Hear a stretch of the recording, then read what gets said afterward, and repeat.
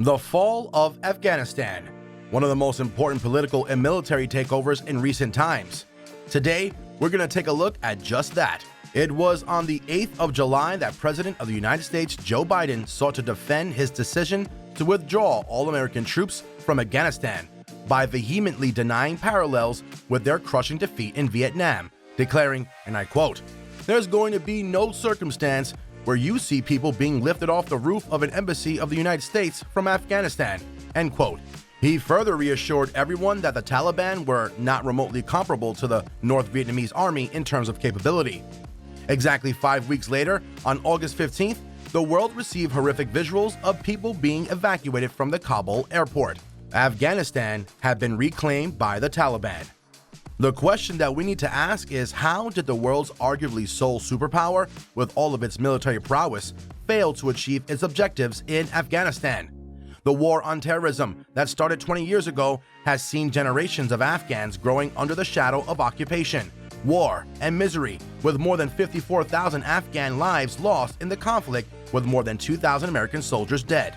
After all this, and more in the form of the trillions of dollars spent on training and providing the Afghan National Army with advanced weaponry, the capital still fell within months of the U.S. forces' withdrawal. This sounds even worse when President Biden had on multiple occasions stated that the takeover of Afghanistan by the Taliban was improbable, if not impossible. Based on this, the world was surprised to see how quickly the country fell to the rebels. And they had good reason to be surprised.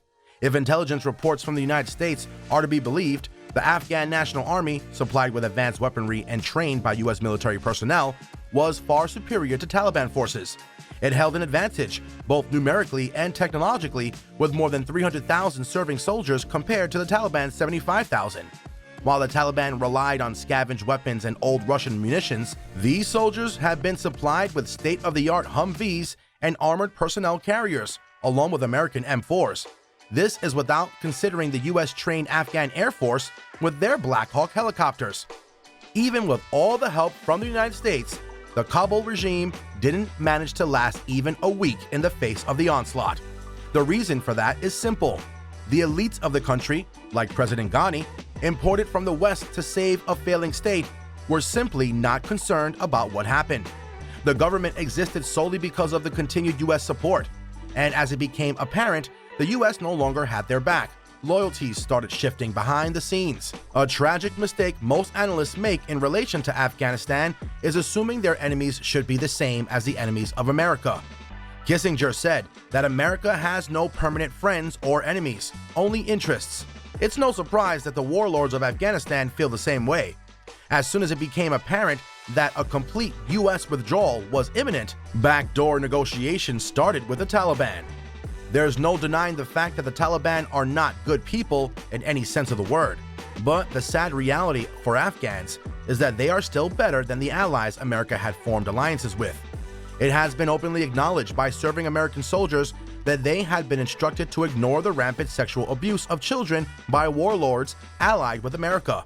In contrast, the Taliban consider the practice un-Islamic and were stringent in punishing perpetrators. And any discussion on the legitimacy of the Taliban must have to reconcile the reality of the American presence. If the Taliban had been violent, the Americans and the coalition forces have not been averse to the crimes either, with drone strikes targeting wedding parties and hospitals, and soldiers not only raping children as young as 14 to taking trophies by mutilating dead bodies. Even allies were mistakenly targeted under false intelligence, leading to entire families being wiped out.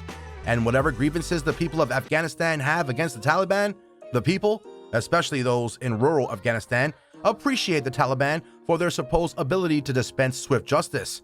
And there is the other aspect of the Taliban being more culturally similar to the average Afghan than the Americans. By negotiating a political solution with the Taliban, the Americans have finally accepted that their doctrine of "we don't negotiate with terrorists" is flawed. It is a shame that a country, an important ally no less, that has always stated that the Afghans' war was being perpetrated under false pretenses has been demonized so long, and is being demonized as duplicitous still. Pakistan has had a firm position that it will be a partner of the United States in seeking peace in Afghanistan, even using the little influence it has with the Taliban to bring them to negotiating table. It might come as a surprise, but Mullah Baradar, the current face of the Taliban, was released by Pakistani authorities under US pressure. Even with all the assistance Pakistan has provided in the form of supply transit routes to NATO and hosting millions of Afghan refugees, it is being presented as an adversary. There's no denying that Pakistan would prefer to have a stable Afghan along its borders, but it has repeatedly stated that it will never condone the spillover of militant rebellion into its territories. If the United States needs to reflect on the cause of its abject failure in Afghanistan, it would be wise to start from the neocon warmongers and think tanks in DC. After it has done that, maybe it can look towards why the people trusted to rebuild Afghanistan have fled with millions of dollars in cash intended for the welfare of the Afghan people. Until then, it could do well to refrain from treating its allies with contempt and start focusing on who has ultimately benefited from this long war. That's it from us today, and we know this is a rapidly changing dynamic, so we would love to hear your opinion on the matter. Let us know your thoughts below, and don't forget to like and subscribe.